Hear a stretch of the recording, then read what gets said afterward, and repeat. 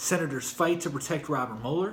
Everybody's favorite porn star lawyer goes to jail. And lastly, new middle school transgender policies get a PE teacher in trouble. This is A Better World, and I'm your host, Luis Acevedo. Starting off today, we'll be talking about Senator Jeff Flake. He has come out against confirming or in support of any other new judicial nominees that may be presented to him until they vote on a bill that will protect Robert Mueller from being fired by the president. There's a lot of arguments going on right now within the Republican Party on whether or not this is even necessary. Reason being is that President Trump has said that he would not do anything to prohibit Robert Mueller from doing his job and into looking into Russia collusion with his campaign. Although nothing has been found yet, linking President Trump and Russia together, the investigation still goes on. Democrats right now are even more worried about the fate of the investigation because of President Trump's new acting Attorney General, Matthew Whitaker, and he has had some very concerning words to say about the Mueller investigation, so the Democrats say. All he has really said regarding the Mueller investigation as a private citizen is that it needs to be reined in. He is going too broadly, and he isn't just looking at the Russia investigation itself. That is what he stated. And apparently he has alluded to, as a private citizen, once again, not as an acting attorney general, but to, in a way, suffocating the investigation by not giving it enough funds.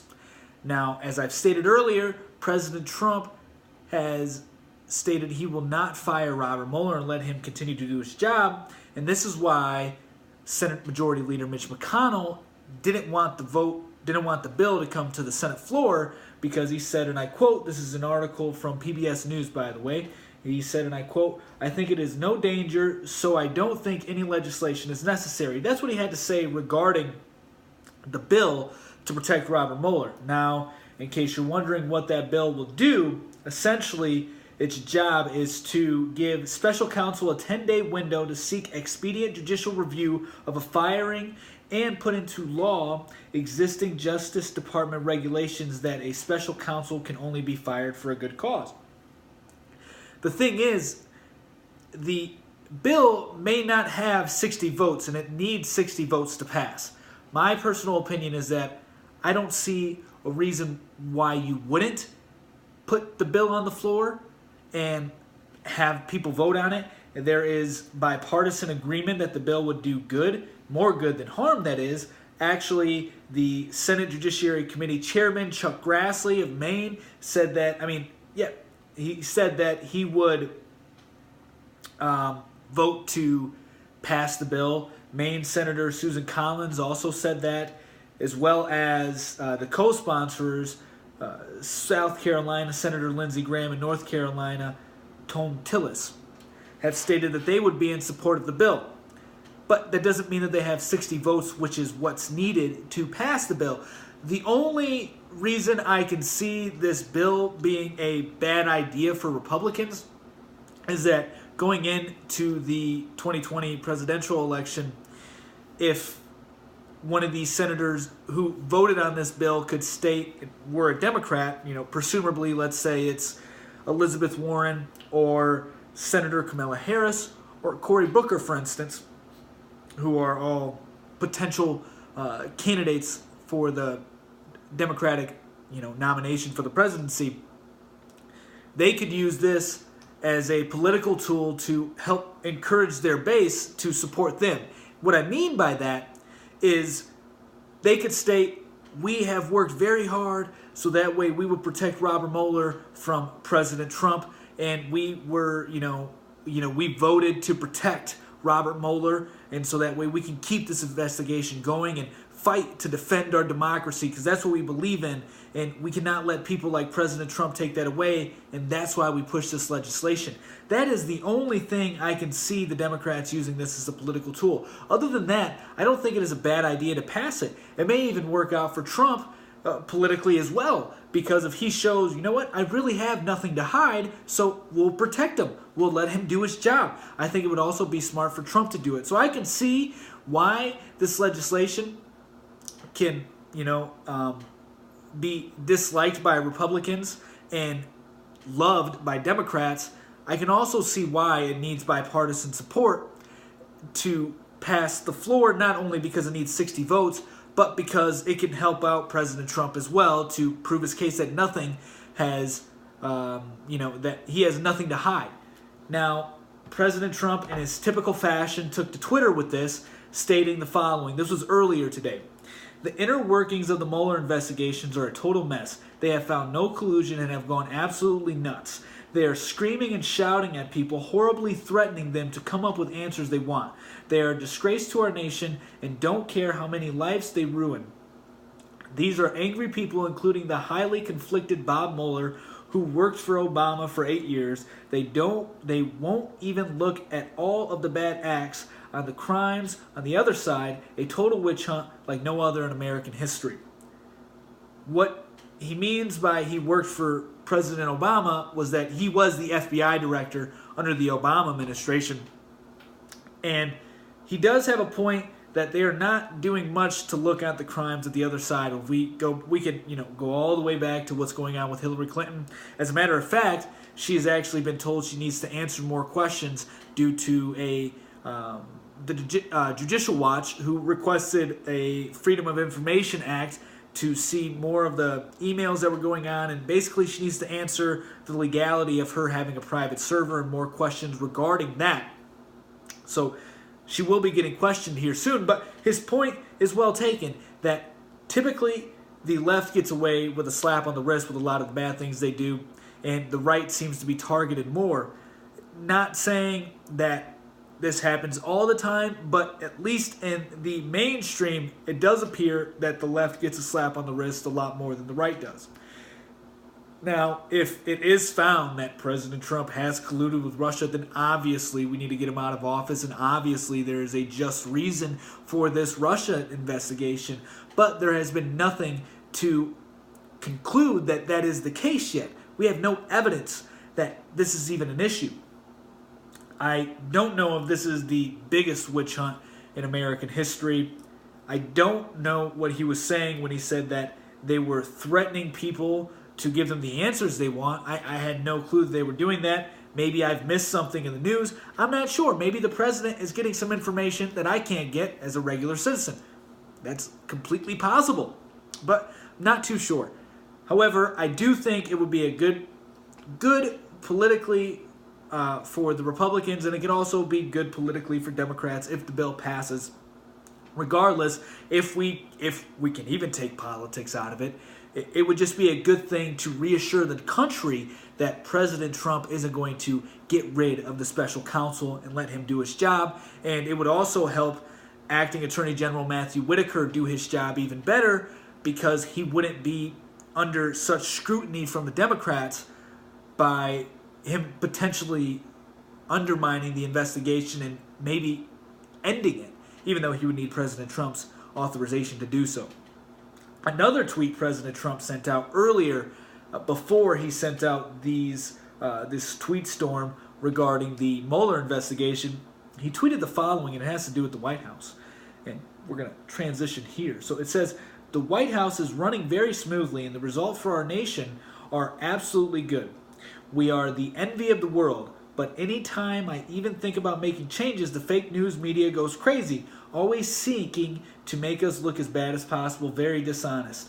This tweet right here, he's 100% right with, because there's a presidential historian, Doug Wade, who had a interview today with Fox and Friends, and this is reported from the Daily Caller, and he stated the following. This is a quote from him from the Daily Caller. When I went to work on White House senior staff back in 1989, they told me the average length of a White House senior staff was a year and a half. He also states the following. Reagan had 4 chiefs of staff. So did Bill Clinton. Barack Obama had 5. George W. Bush had 5 Secretary of Treasuries. And Jimmy Carter, who was only in office for 4 years, had 6 Secretary of States. This is very common. You change the staff depending on what new things need to be accomplished in the White House, which is consistently changing. So, President Trump tweet, according to the presidential historian, is 100% correct, as well as that huge shakeup I told you Abraham Lincoln had way back in the day, although times were way different. This right here just illustrates that this isn't anything new. Presidents go through staff members like crazy. It is a very demanding job to be working in the White House. You are helping run a country. You are working 24/7. You probably have no days off. This is your life. You have to do this around the clock. So it is extremely exhausting to do these kind of jobs, which means the turnover rate is extremely high, and it isn't anything new to the president's administration. This was actually news to me, and a little bit of a relief as well. As most of you know, probably by now, I am a Trump supporter. I do think that he is doing a good job as a president, and I think that this was a little reassuring to see that this isn't something completely new. Although I will have to say it does seem that the White House is more chaotic than other White Houses have been. It could be because of the media coverage and everybody having, everybody going nuts over President Trump being the president. And that could very well be the reason why the media is, focusing on his administration shakeups so closely and saying that his White House is unstable. That could be why. Or it could really be the case that President Trump's White House is chaotic and more chaotic than it typically is. So this right here I thought was a pretty good piece, and also it kind of supported what President Trump said. Although he can be a liar at times, what he said right there wasn't a lie. He was being absolutely truthful. Shakeups happen very often, and needs are changing as well, because you're running a country. And when you're running a country, especially when you're running the United States, not that I have any experience, obviously, but when you're running a country like the United States, things change rapidly because you are the powerhouse of the world. So, you are going to need to fill in people you're going to need to fill in positions with people who can complete the task at hand. And those tasks are changing ever so rapidly. So, that's what's going on right now in the White House and on the Senate floor. Now, switching over a little bit to the porn star lawyer, can't talk today, I'm sorry guys, Michael Avenatti, who went to jail yesterday. And the reason he went to jail was for alleged felony charges of domestic violence. And this is a little strange. I got the report yesterday on my phone from the Hollywood Reporter. It was the first one to report on this. And apparently the account was based on a false accusation of his ex-wife stating that she was beaten by Michael Avenatti, which then led him going to jail. And this is actually a statement from her attorney.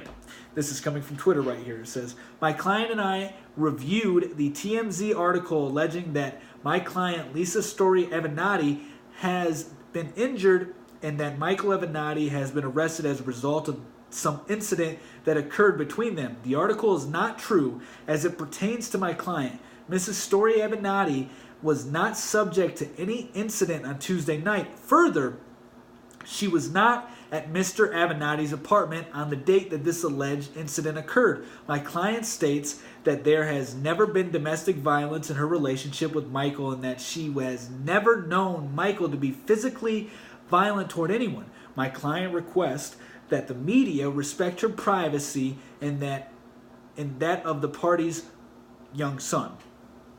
So this right here is a little strange that the apparent victim is coming out saying that this is false. This isn't true. I'm not a victim of his beating because he's not a violent person. This seems like a legitimate thing, especially since the alleged victim is coming out against the story. So it does seem completely fabricated, and Michael Avenatti seems to have an idea on who did this, and this was Jacob Wohl.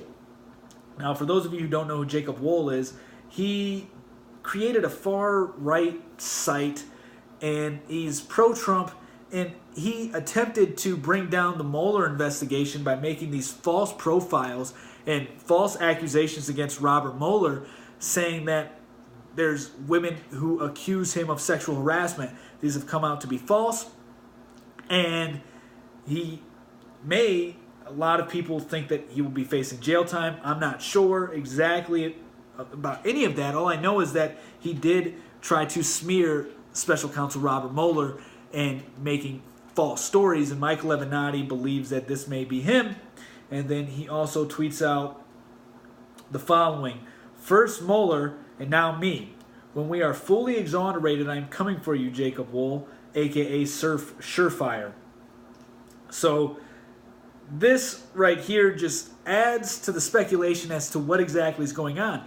Is this a real case? Probably not, being that the alleged victim has come out and stated that this is 100% false. And do we know who's behind it? No. Could it be Jacob Wohl? I don't know. I'm not going to point fingers and say it is him. Michael Avenatti believes it is him. It wouldn't be surprising, being that Jacob Wohl's past attempt on Robert Mueller was to come up with fake charges of sexual harassment.